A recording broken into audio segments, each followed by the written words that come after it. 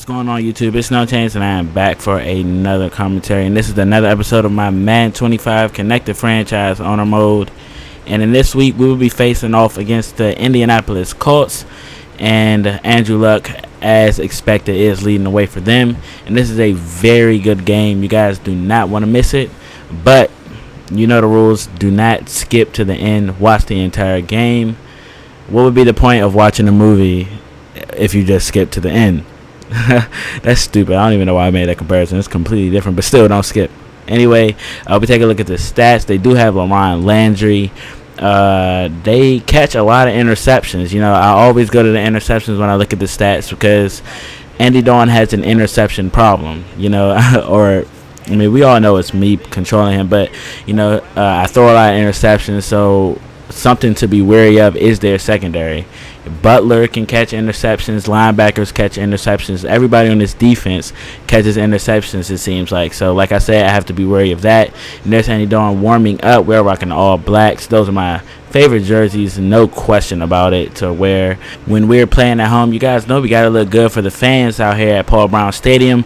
But as you guys see, Huber will kick off this game, and on the return is T.Y. Hilton shedding a few tackles and finding some daylight off of a spin move, and he will take this one all the way back. And just like that, the Bengals are looking like the Bungles, missing tons of tackles and missing opportunities to bring down T.Y. Hilton even before the 20-yard line.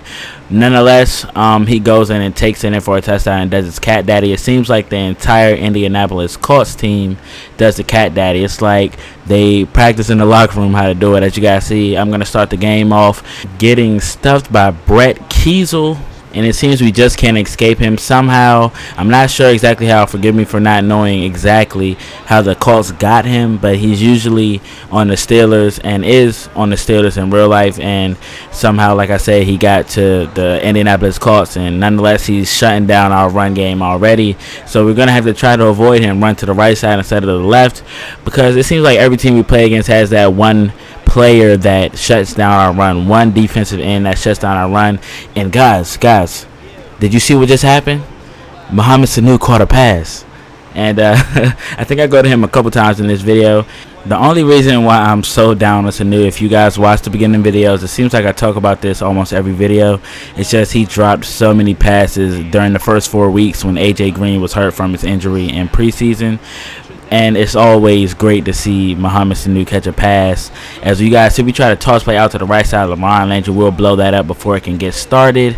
So right now it seems like the Colts are ready for our run game. They've watched some tape on us apparently and know how to stop Giovanni Bernard, the leading rookie of the year for the AFC. But they did not game plan for that right there. As you guys see, Jermaine Gresham is open in the back of the end zone. And Andy Dalton making a great throw with a great amount of power and zip on the ball through a very tight spiral to get it in there before a defender could get there to Jermaine Gresham. And we tie the game up. And Andrew Luck, with a lot of time in the pocket, moving around, going to throw it. And it will be nearly picked off. And that will force a punt. Good play right there by Terrence Newman. We love having him. And I don't know if I mentioned that I am scouting for a cornerback. As you guys see, Jarvis Green Ellis will fumble it. And that is something that is very rare.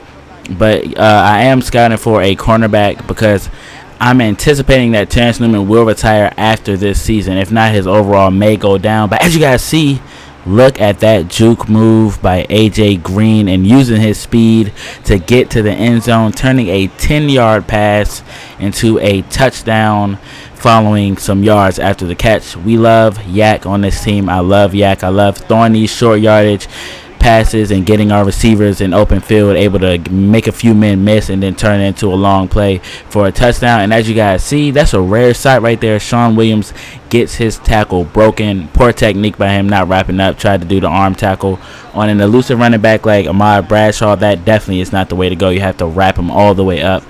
But as you guys see, that will kickstart the Colts drive, and they're in their 2-minute offense, and they are already inside of the red zone on the 17-yard line. They're going to hit Dwayne Allen for a very nice gain of 11 yards. So it looks like right now that they're going to score and leave the Bengals a little bit of time on the clock. And on first down and goal, Sean Williams will get the sack, his first career sack.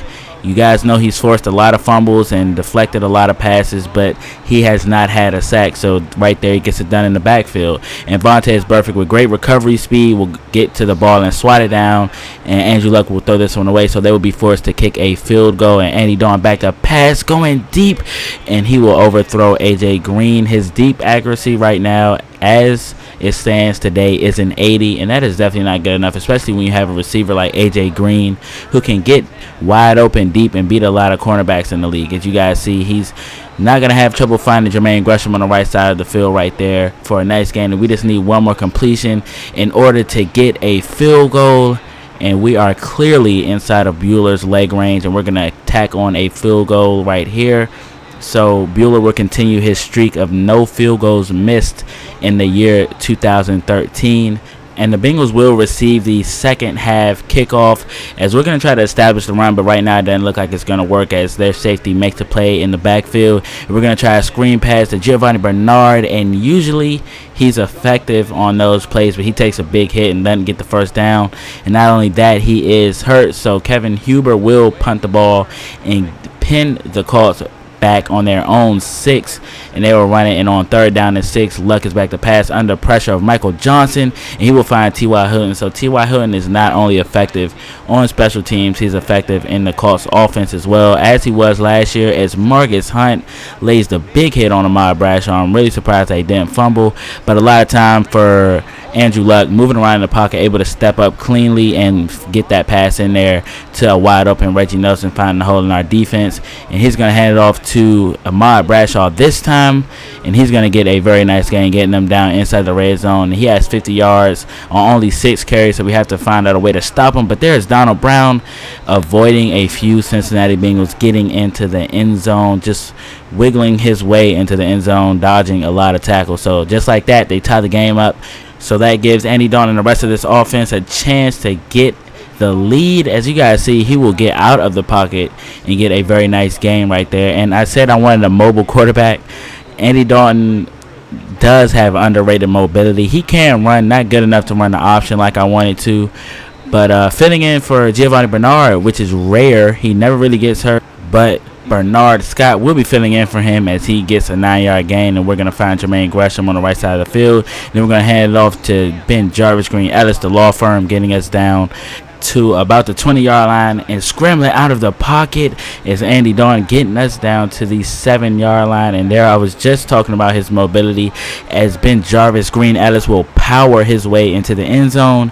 And just like that, the Cincinnati Bengals take a 7-point possession lead over the Indianapolis Colts. And shedding off the tackle, or a few tackles, is T.Y. Hilton, and he's just been playing very tremendous for the Colts today all around on 2 phases of the game. And they're going to find their veteran wide receiver Reggie Wayne to pick up a first down on 2nd down and 4. He has a clean pocket, going to find T.Y. Hilton yet again.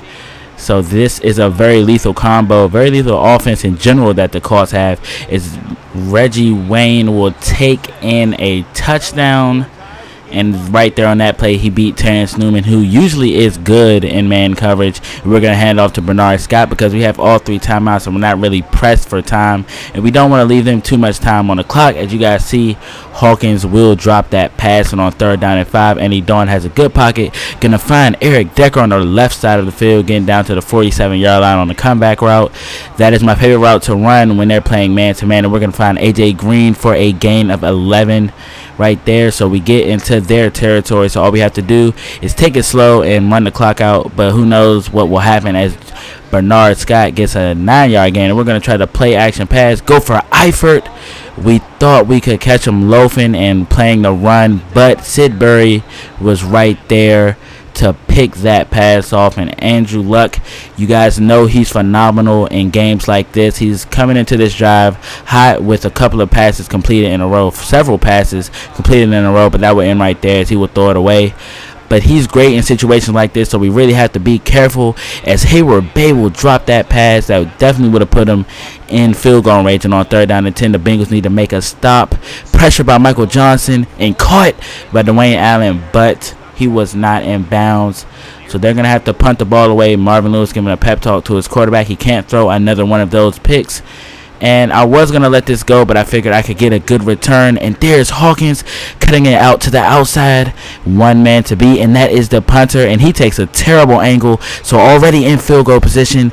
And he will get down to the 30-yard line with 8 seconds left.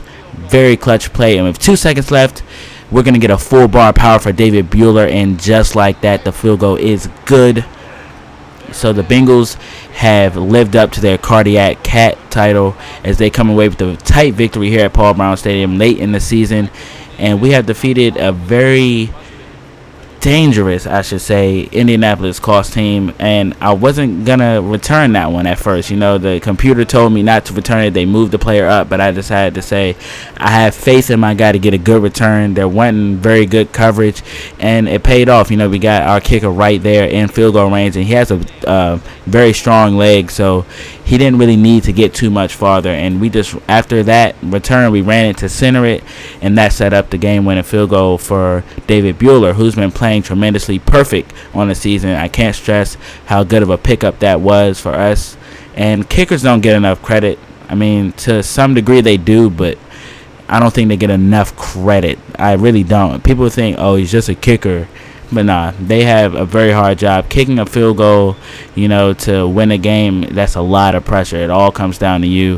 One meltdown situation is Billy Cundiff. He got a lot of hate after he missed that one versus the Patriots in the playoffs when he was playing for the Ravens. I think they would have went to the Super Bowl that year versus the Giants, if I'm not mistaken. But I don't know. I don't remember. I mean, it's something like that. But a very good day for our team all around, except for special teams. Defensively, covering special teams was not that good. But I'm not done with this episode. We have a few things that we want to do at the end of this episode. As you guys know, I usually do some housekeeping.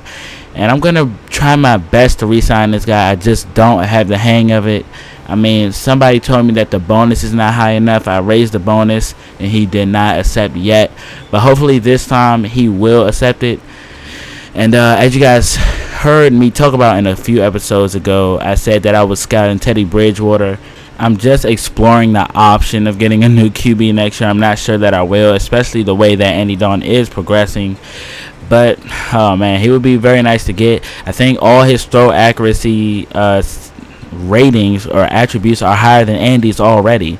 His throw accuracy is 80. His mid, I believe, is an 89. And his deep throw is like an 85, I think. So, very good ratings for him. But I hope to see you guys in the next episode. Leave a comment and a like, and I'll see you guys then. Peace.